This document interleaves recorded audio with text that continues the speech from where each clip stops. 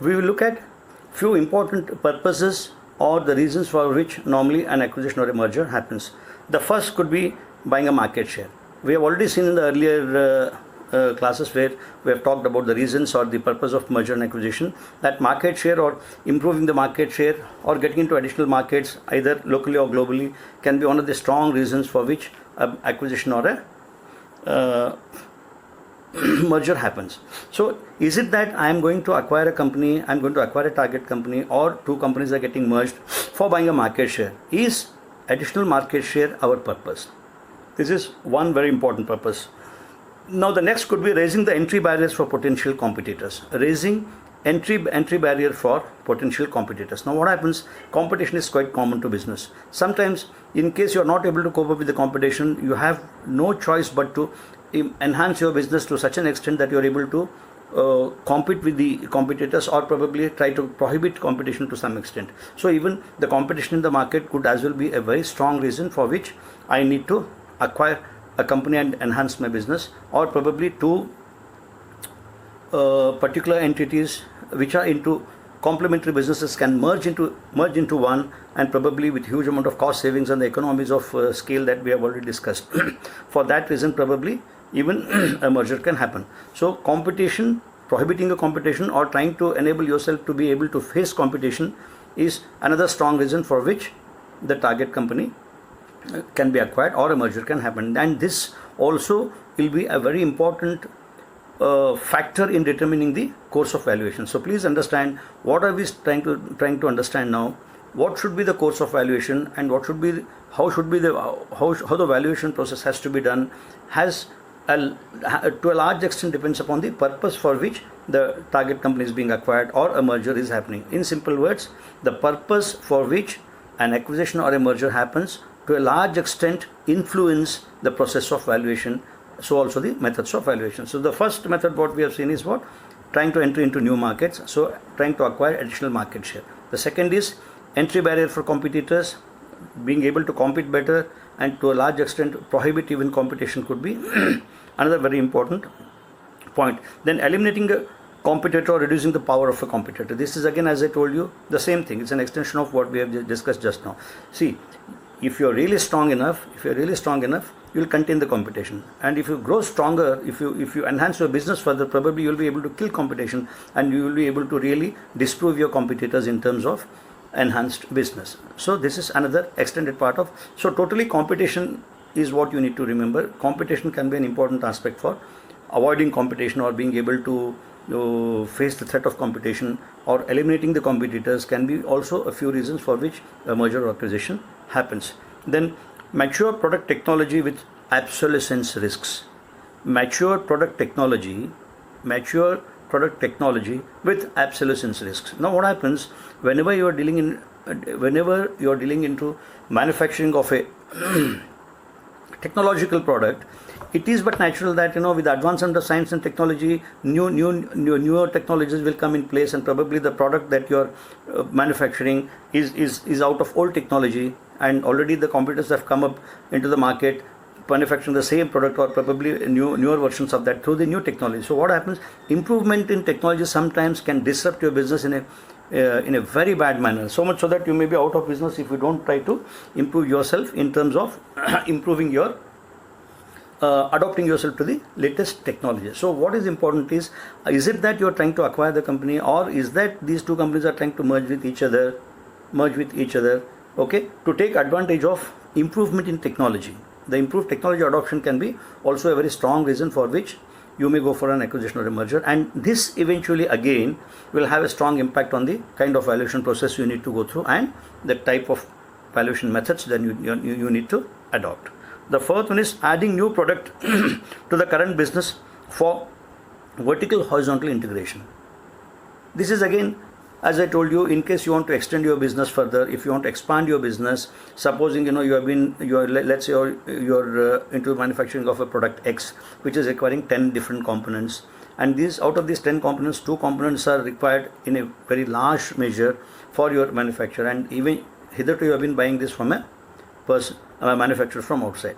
Now since essentially your business cannot run or your product cannot be manufactured without the use of these components into your manufacturing, perhaps at one point of time you might think that it may make better sense for you to buy out that company which is manufacturing these things and probably have it as part of your own business, so that the cost effectiveness becomes better. So what happens, adding a few components to your components which were hitherto bought from outside to your existing business now, and also trying to expand your product line also can be another very strong reason. So trying to go for vertical and horizontal improvement in your business can be a strong reason for which also mergers and acquisitions normally happen. And again, finally this also will influence your decision on the valuation process and the methodology of valuation. Then entering new markets for existing product, we already have discussed. See, you can always take a small example. Suppose you are operating within Karnataka, and now I think we have discussed enough on this already in the earlier classes. Okay, so now supposing you are now working in Karnataka, and you know that the product is in great demand in Andhra and Tamil Nadu as well. Now you want to extend your markets to Andhra and Tamil Nadu. Now how can you do that?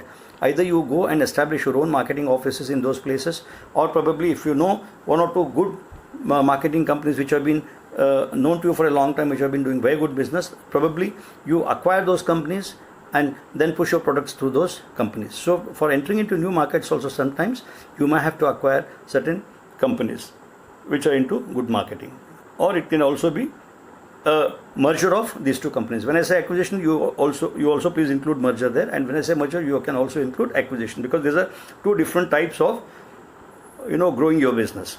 Okay, so even when you want to enter into new market for your existing products also, this purpose also will greatly influence your valuation needs. Okay, then acquiring a low risk, high market share, high margin and stable business with potential cash flows.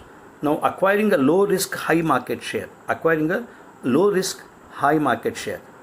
in the sense, now there are two aspects which are being used here. One is low risk and high market share.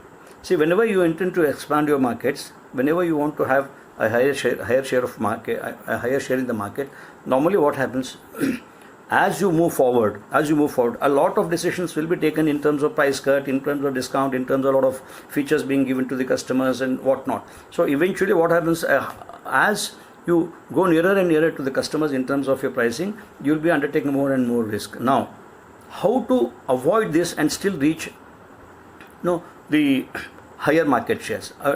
Probably this also could be one of the reasons why a merger or acquisition is happening, and eventually this also could be an important factor in determining the valuation process and the valuation needs. Alright, so these are few topics. Then the next one also is there, the nature of customers, a good mix of government, private, institutional and the like. Now what happens, now hitherto, please let's assume your company has only been selling to the private customers. You do not have any government customers as of now.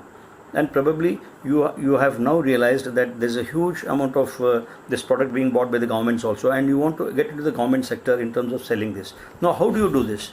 If there are few companies who already have been supplying to the government and who have got the expertise and experience of how do you deal with government contracts, how do you cope up with a particular let's say inquiry, how do you bid for the government tenders, etc. If there's a company which is already having experience in this, perhaps in case you want to get into the government stream also as one of your customers, then probably you will do well in acquiring such company which already has got expertise in dealing with the government tenders and government orders. So this also can to a large extent influence your valuation methods and needs and the process as such.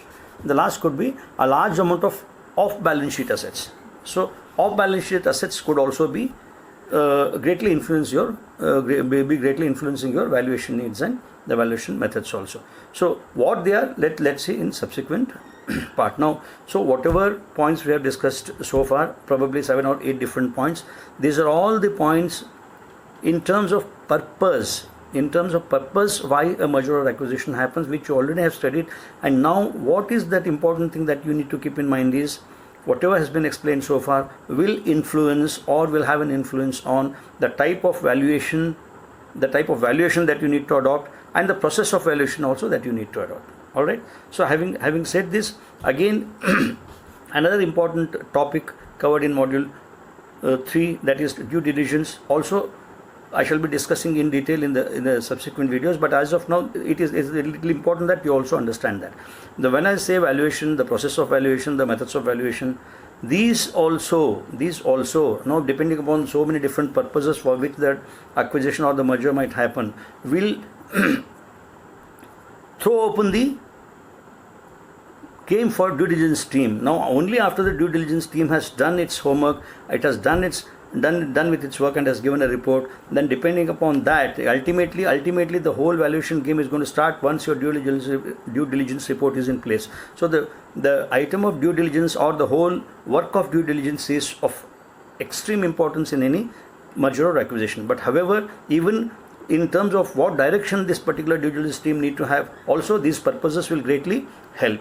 So what is important is, for the present, it's enough for you to understand that all these different purposes that I've discussed just now will in one way or the other influence how exactly do I go ahead with the valuation, and what type of process I need to follow, and what method of valuation do I need to adopt. So this is the first part of the valuation aspect of merger and acquisition, and the other aspects we shall see in subsequent videos. Thank you.